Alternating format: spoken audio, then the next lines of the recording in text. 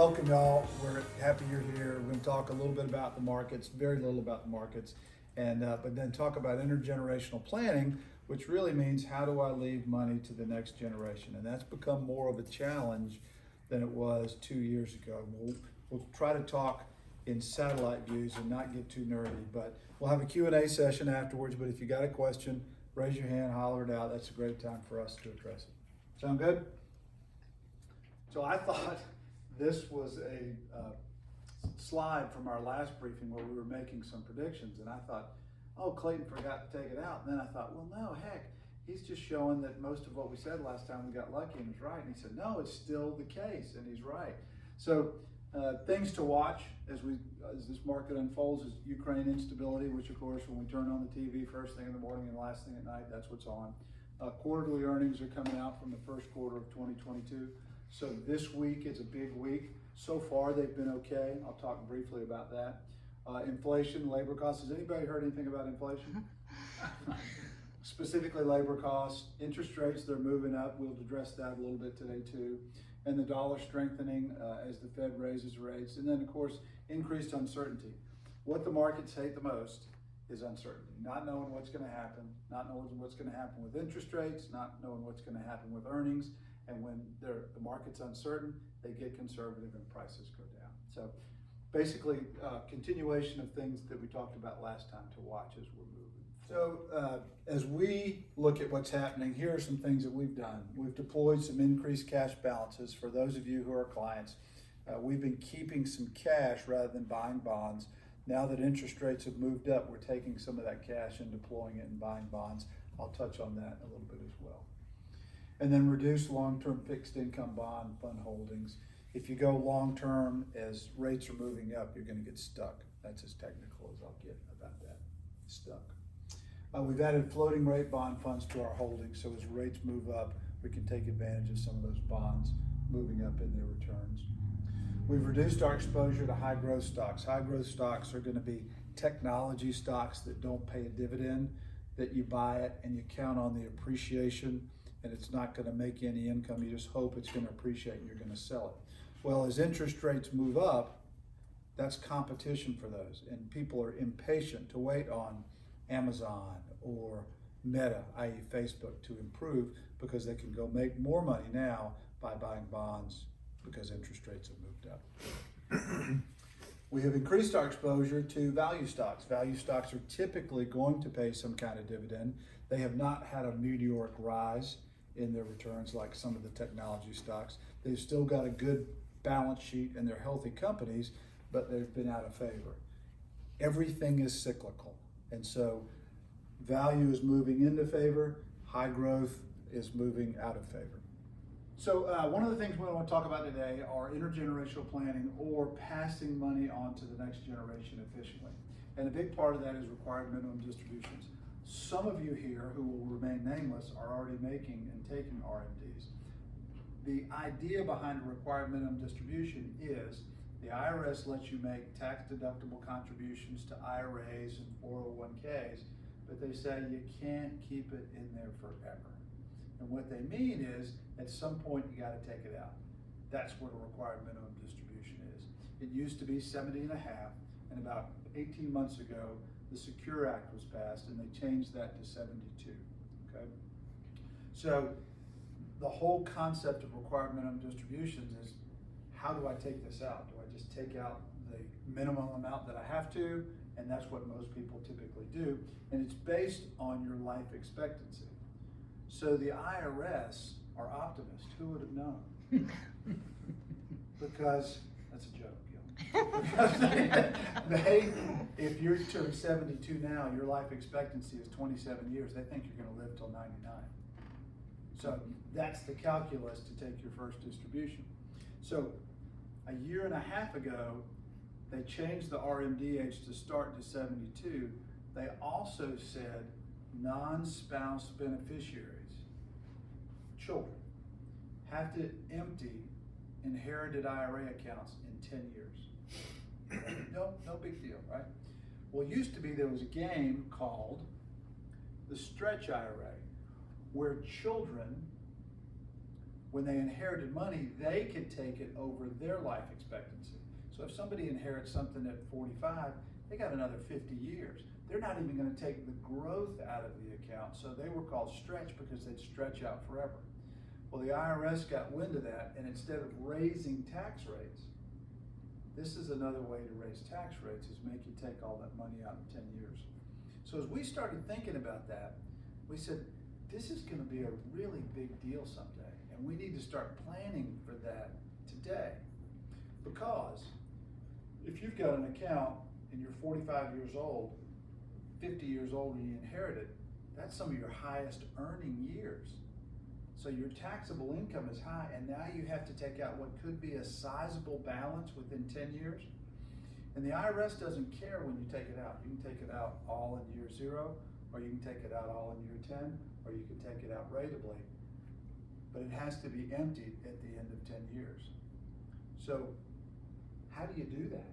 You almost have to do a tax return every year to go, I know what I'm going to pay in income tax this year, but I don't know what I'm going to pay in income tax 10 years from now. So think about that, and then we think tax rates are going to be higher because of demographics and the baby boomers moving through. There's a lot more people who want services out of the government than are paying into the system. And we have historically low tax rates right now. So with that in mind, 20, 30 years from now, people are going to be paying higher tax rates and be forced to empty IRA accounts in 10 years. That's not a good place to be. And we think there's some things to do. So no more stretch going. There are exceptions to the 10-year rules. We talked about the surviving spouse. It really hits the children, but disabled or chronically ill individuals. And then even folks that turn 18 when they inherit money, they have to empty that account within 10 years as well. Now, so one of the things that we've encouraged people to do is make Roth contributions, or Roth conversions, really. And so when you take a Roth conversion, you move it from your typically an IRA account into a Roth, and you pay the tax on it. And we'll just use $50,000, okay?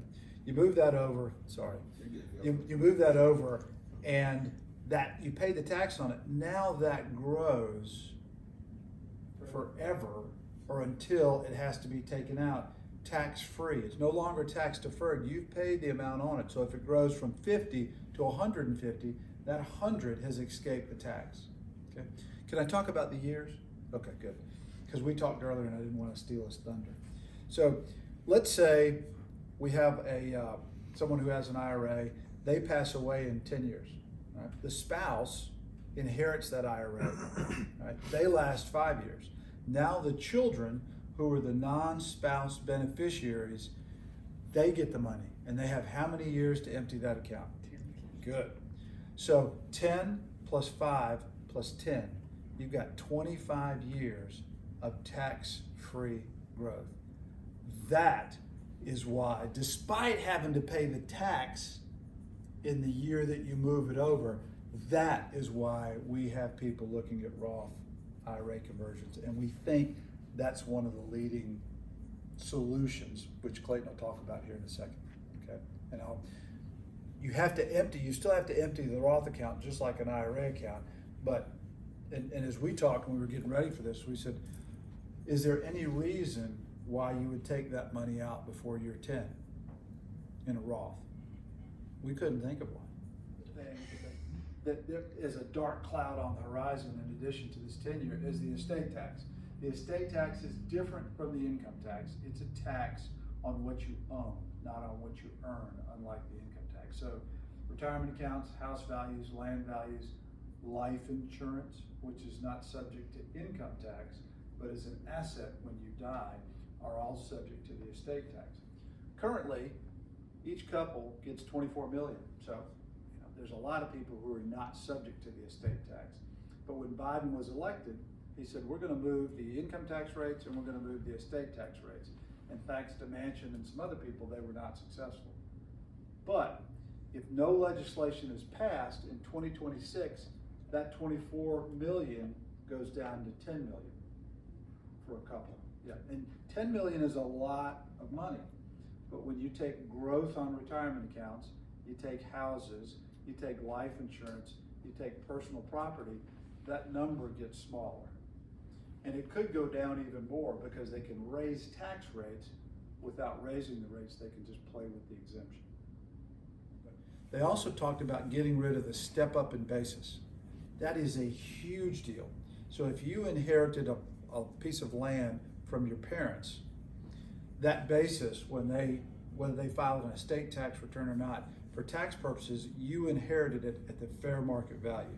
So if they bought it for 50, it was worth 500, and you got it when they died at 500. If you sold it the next day, the tax effect is 0. If they get rid of the stepped up basis, you inherit that property at $50,000 and then sell it at 500. That's a big deal too. So all of these combinations, and you can give money away, you can give money away. You give $16,000 per person, $32,000 per couple, without losing any of your exemption. And the estate tax rate starts at 40% on the first dollar that's taxable. Clayton, I'm gonna let you take it over. Yeah, so Gene gave a really good, just high-level overview of just the factors that we're trying to plan for. So really the question is, what do we as planners do? What are the solutions that we've got? And so we'll talk through a couple of those big ones tonight. The first big change in the tweak, when you have this RMD change and this 10-year requirement, is actually the planning timeline. Because we used to just sit down and we plan for retirement, and then we'd say, okay, this is gonna go to your kids or your beneficiaries, and they'll just stretch it out over their lifetime. They're just gonna take down over that life expectancy. Well, now we gotta think about tax rates today for you and tax rates during those 10 years for your beneficiaries to really figure out when should you pay the tax. Because you get to actually make that choice. If you convert to Roth, you can pay taxes today, or you can let it go to the kids or beneficiaries and they can pull it out during those 10 years and pay tax. So that's the key question when you're planning, is what are your tax rates today compared to your beneficiaries' tax rates in the future? So timeline is big, yes. Yeah, and so if the kid's 18, sure, but I think where Gene and I get concerned is, if you think about it, a lot of, folks have kids in their 20s or 30s. So that means you see a lot of folks inherit money in their 50s or even early 60s or even late 40s. And that is your peak earning years. So even though you choose not to work at 18, you might have something going on by the time you're 40 or 50. And if you throw that income from inheritance on top of the earned income, you might be pushing yourself into brackets that are much higher than your retirement brackets that you're in right now when you're pulling money out with life expectancy. So Roth conversions are probably the solution to this, and you can do them now really for the future generation. That's what you're doing this for, is to make sure that you're paying less tax than what your kids or someone that would inherit the money would have to pay. So it also gives beneficiaries tax-free growth up to 10 years, as Gene mentioned. So if we put it in the Roth, we get, as long as you're alive, plus beneficiaries. Like Gene said, we would probably never advise someone to pull money out of an inherited Roth until the 10-year mark, unless they really needed the money for something, because let it grow tax-free all the way until the 10-year mark. And then when they pull it on the 10-year mark, there's no tax impact to them. The only negative thing is the money stops growing tax-free, and then it's probably going to go in a taxable account, and they'll have to pay capital gains on any gains moving forward. So, all right, so quick example, and everyone's situation is completely different, but this is just kind of how we would approach the planning, and we've got some great software that models all of your different factors, not just your pre-tax tax, but everything else, and it really helps us narrow in on what tax rates are going to look like for you and what they might look like for the next generation. So some of you have seen this before, but so if we got Frank and Lucy, they're retired and projected to have pre-tax retirement accounts worth $4 million.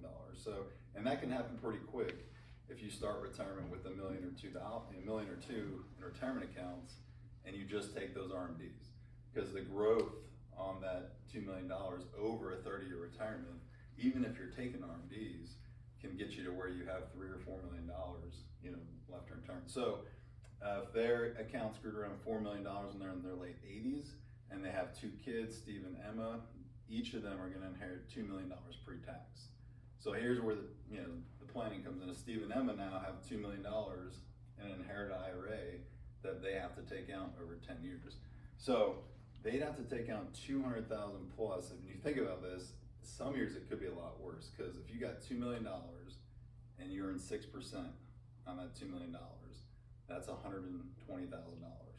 So you'd have to take out the 200,000 of the principal you got to pull out. Plus, you'd probably have to get rid of the growth each year too, because if you let it grow, it's going to just continue to compound. So $200,000 to $300,000 got to come out, and it's going to flow onto your tax return, and it's going to push you into all the brackets that are $300,000 above where you're at. So if you're making $150,000 or $200,000, and all of a sudden another $300,000 flows on top, it really can push you. And I looked at all the tax brackets too. There's not a single one that $300,000 is not going to push you to the next one. If you have a $300,000 jump in income, you will go into the next tax bracket, depending on where you're at. So then the question becomes, what tax brackets will Steve and Emma be in during those 10 years, and what tax brackets are Frank and Lucy going to be in retirement today? So, and and we can probably do a pretty reasonable job of coming up with what we think that is, and then from there, we decide how much do we want to do in Roth conversions. What might make sense. So, but that's the problem set. That's the basic approach, but everyone's situation is a little different, because if you're in an estate tax situation, it changes this a little bit. If you're not, you're really trying to focus on making sure you're planning for both generations. And we can do that, don't have to have both generations in the room. We just have to have a good idea of what we kind of think. We got to make some assumptions. So, all right. So just kind of a recap. Intergenerational planning, we think, is going to be a big thing moving forward. I think it's the way to approach estate planning, is not just your own situation, but you got to think through beneficiary situations. Roth conversions are probably going to make a lot more sense at higher brackets than they have in the past. Advisors used to tell you, hey, if you're not in the, if you're in the 20% bracket or above, don't do a Roth conversion. Only fill up the 12% bracket. Don't do it if you're in 22% or above. Today, I think that this changes. And if you're in the 20% or more, even in retirement, it may make sense to even still consider Roth conversion. The other thing to look at is beneficiary planning. So one additional strategy that we can think about is, depending on the size of the estate and depending how much you need for retirement, if you say, hey, there's a pretty clear amount that I don't need, you could actually send some to the next generation upon the first person to pass, which would start a 10-year clock. And then when the second person passes, send the remaining amount, which would start as another 10-year clock. So instead of having to have all of the assets go to the next generation over just 10 years on the second passing, you could stair step it, hopefully not by a lot of years, because a lot of people just want to kind of go together, but you'd have that option where you could say, hey, it would go at this point, and then we'd have some more. So you can expand the 10-year timeline a little bit by considering how you're naming beneficiaries. And then the other thing too is charitable planning. So if you got charitable intent inside of your estate documents, you just put in the will and say, hey, give $200,000 to the church when I pass away. Most likely the executor is going to take either the proceeds from your house or something from a taxable account, or they're just going to write a check and send it to the church. Well, you could name the IRA and name the church as the beneficiary of the IRA, which would be much more tax efficient, because you get all the pre-tax money sent to the church, and they don't have to pay the taxes on it. So, instead of just naming the church directly. So there's options too around charitable planning, how we best give. Annual gifting planning, I think using the gift exclusion makes a ton of sense.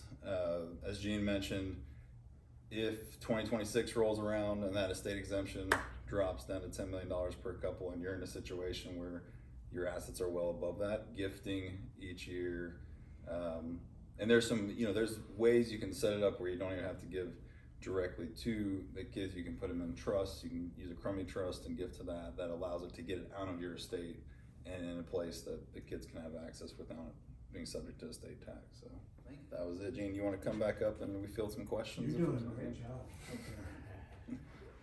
Does anyone have any questions?